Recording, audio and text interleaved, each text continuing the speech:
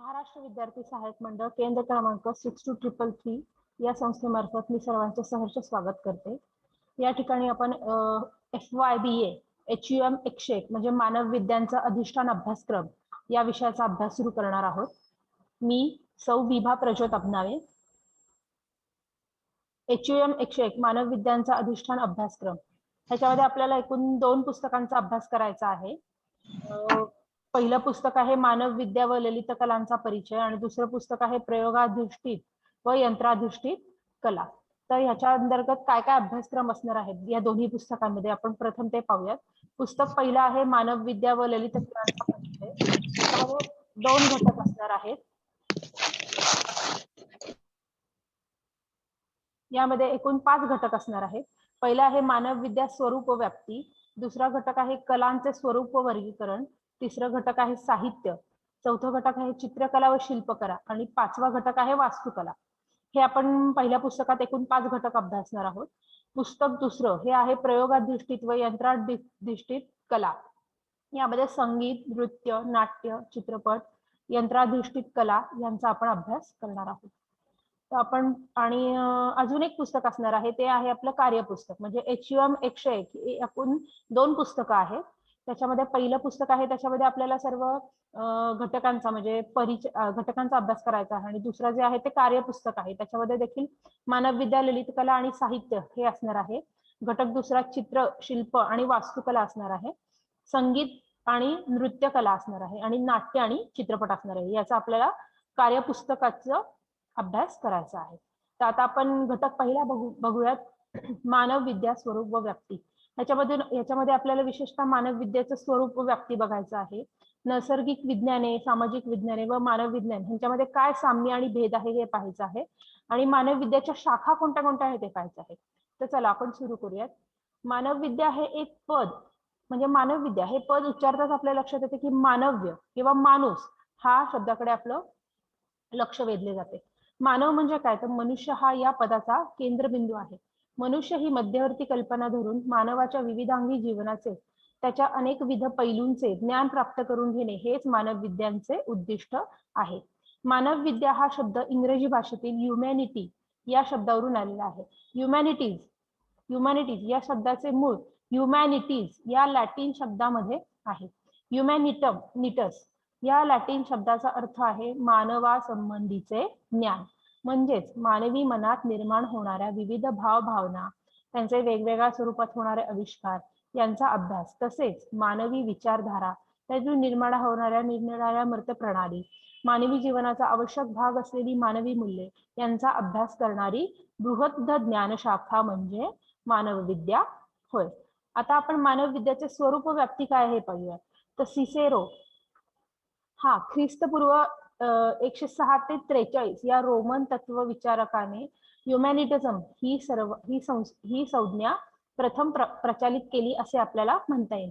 Humanities या शब्दाचा मूळ लॅटिन भाषेतील अर्थ जरी मानवी किंवा मानवा संबंधी असा असला तरी सिसेरो यांनी मानव विद्या हे पद विशिष्ट प्रकारचा शैक्षणिक कार्यक्रम निदर्शनास आणण्यासाठी वापरले। आदर्श व्यक्त्याने कोणते शिक्षण घ्यावे किंवा आदर्श व्यक्ता कसा असावा यासाठी त्यांनी मानव विद्यांचा विचार केला आहे। मानव विद्या या संज्ञेचा पहिला वापर आदर्श व्यक्त्याच्या संदर्भात करण्यात आला होता। पण सिसेरो यांच्या नंतर मध्ययुगात मानव विद्या हे पद शैक्षणिक धोरणातून वगळले गेले। 15व्या शतकात जेव्हा ज्ञानाचे पुनरुज्जीवन झाले तेव्हा इतर ज्ञानाबरोबरच मानव विद्यांचीही जगाला नवीन ओळख झाली। तमोयुगातून सर्व ज्ञान पुन्हा प्रकाशात आले।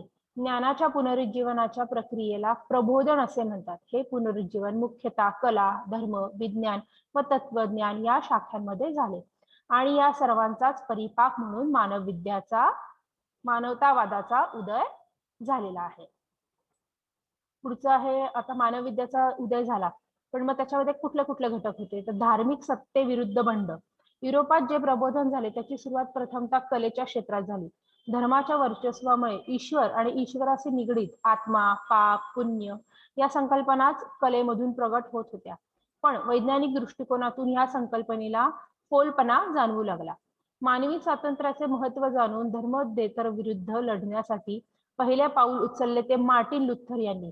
मानवता धर्माचे रक्षण करण्यासाठी त्यांनी प्रोटेस्टंट पंथ सुरू केला. दुसरा आहे बुद्धिवान आणि अनुभववाद. रेने देकार्त सारखे शास्त्रज्ञ व विचारवंत मानवी विचारांचे महत्व पटवून देऊ लागले.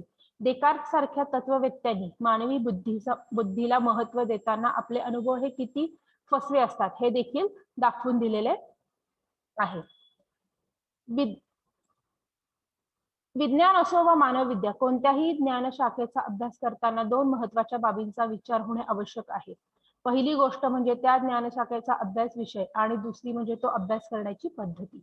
नैसर्गिक विज्ञाने, सामाजिक विज्ञाने व मानवविद्या साम्यभेद. एक, विज्ञानाचा आशय. त्याच्यामध्ये कोणकोणते साम्यभेद आहेत ते आपण घटक खालील प्रमाणे बघूयात. पहिला आहे विज्ञानाचा आशय. मनुष्य हा मूल्यतः जिज्ञासू आहे.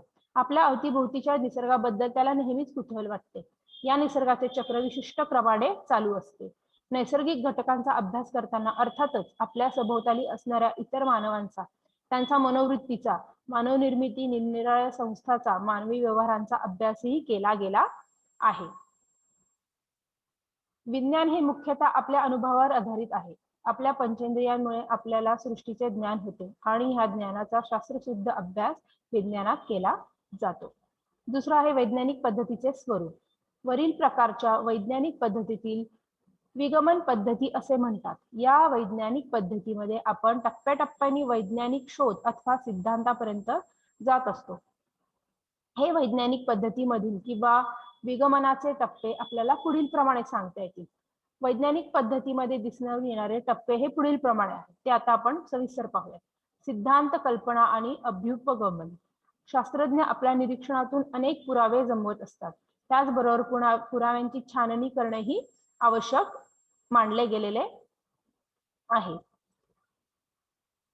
सिद्धांत कल्पनेची प्रचिती. वैज्ञानिक पद्धतीमधील पुढचा टप्पा म्हणजे सिद्धांत कल्पनेची प्रत्यंतर होय. सिद्धांत कल्पना नुसती मांडणे पुरेसे नसते, तर ती सिद्धांत कल्पना पुन्हा पुन्हा पाहणे व त्याचे पुनर्प्रत्यरण करणे आवश्यक असते.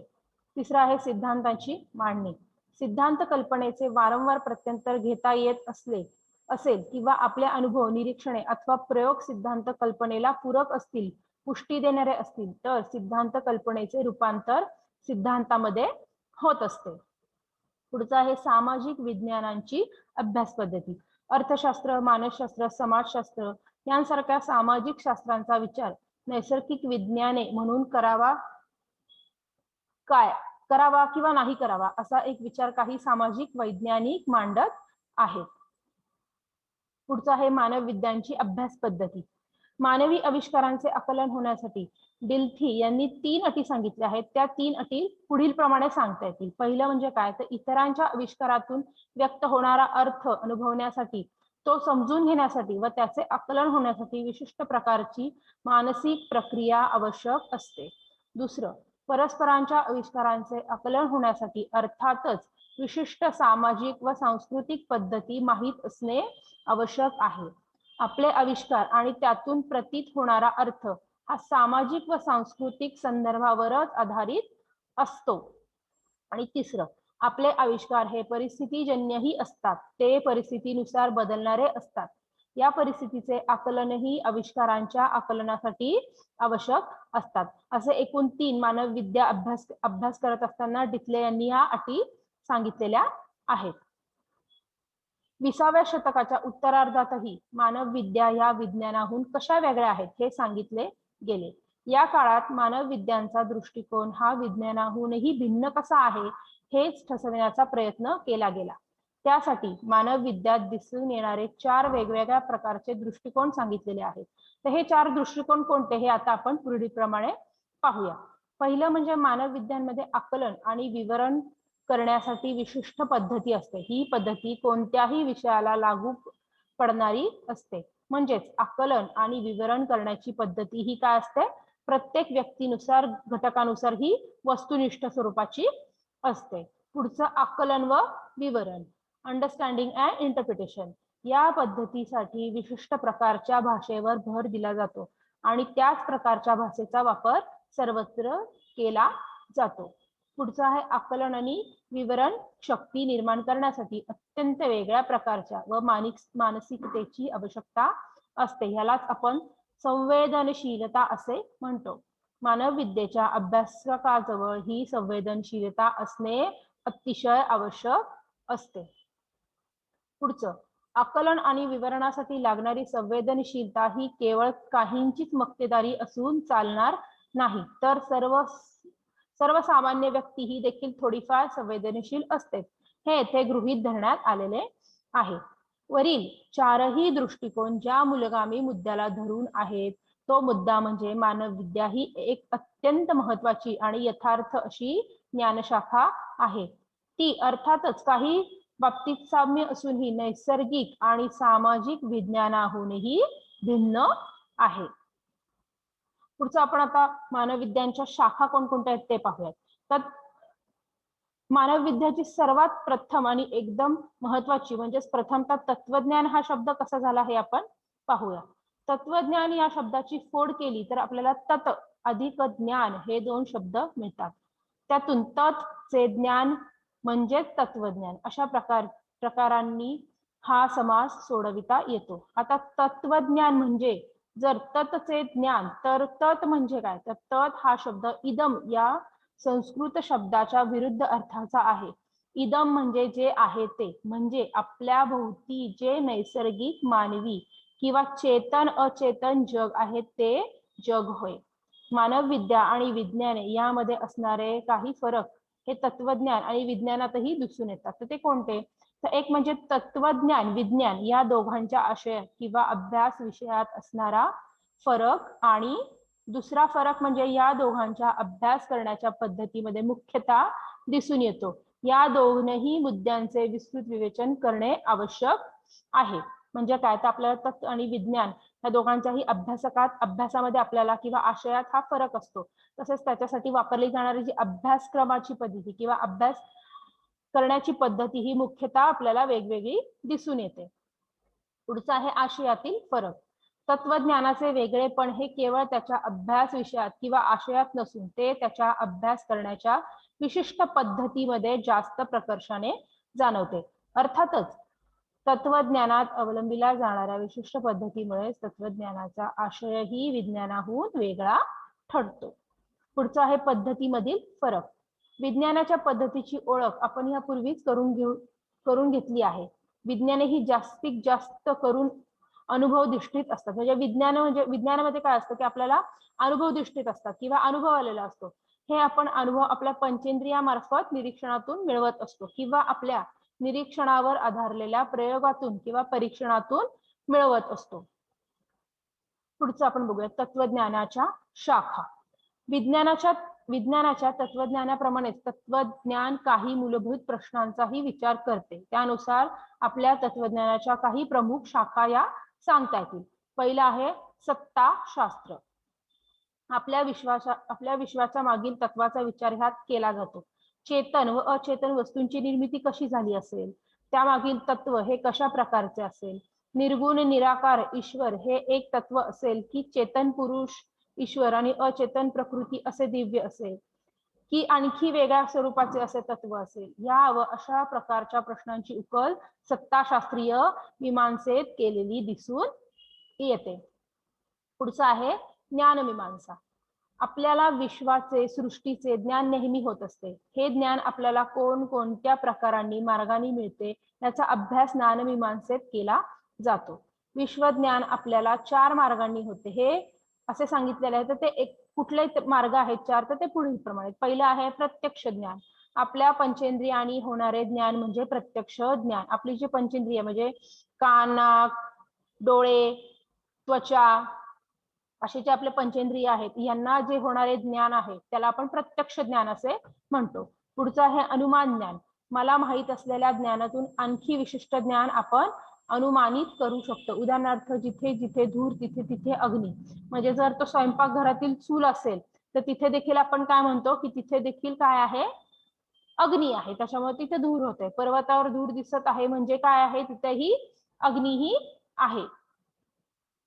पहिला आहे उपामन. पुढचा आहे उपमान.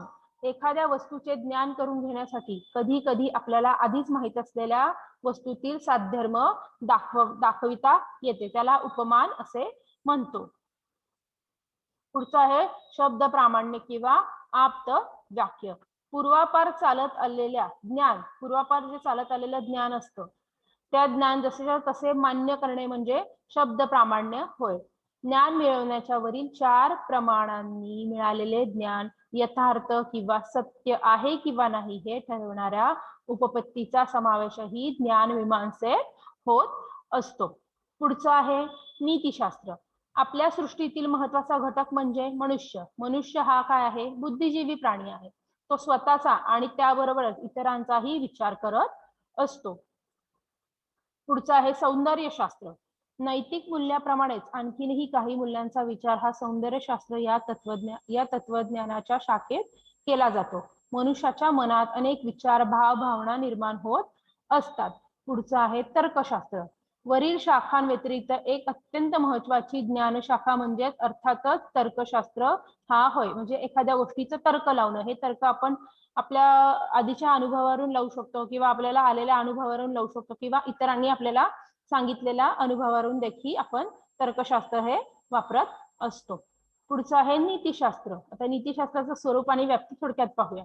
तर मानवाचा जसा जसा विकास होत गेला तसा तसा मानवी मूल्यांचा अवलंब झालेला आपल्याला दिसून येतो. नीतिशास्त्र हे जीवनावश्यक शास्त्र असे मानले गेलेले आहे.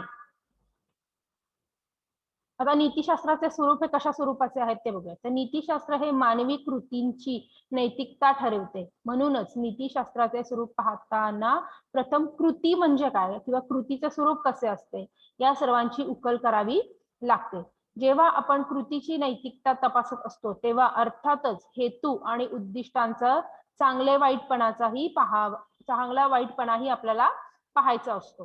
हेतूच्या अनुषंगाने कृतीची योग्यता ठरविणाऱ्या काही उपपत्ती पाश्चात्य नीतिशास्त्रात दिसून येतात.